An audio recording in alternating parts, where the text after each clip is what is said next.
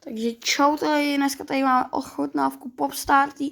Máme tady 2 Popstarty, já jsem Trendix 13 a máme tady Svendixe 12. A jdeme to ochutnat. Tak počkejte. Takže už to máme otevřený, tady vidíte. A jdeme to ochutnat.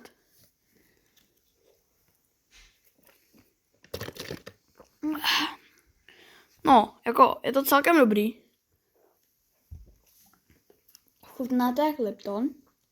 A takový sladší.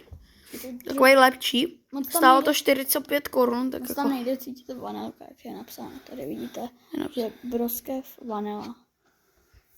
Tam vanilka, dobře. A když jste nevěděli, je to Popstarty je od českého rapera Kalina. Tady je to napsaný.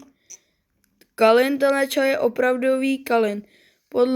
Podílej se na vyvážení chutě a designu jedinečného obalu. Máme nějaké Instagramy, tak když jste chtěli, tak ty vole, tady si to můžete přečíst. Je to recyklovatelný? Recyklujte, akorát že vůbec. Tady si to můžete přečíst, když jste chtěli, no.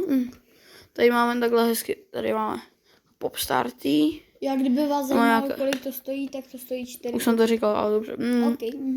Je to 0,5 litru. Tady máte složení. A tady máte. Uvidíte. Tak, za mě je to asi 9 z 10, nebo 8. Já dám 10 z 10. Mě to chutná.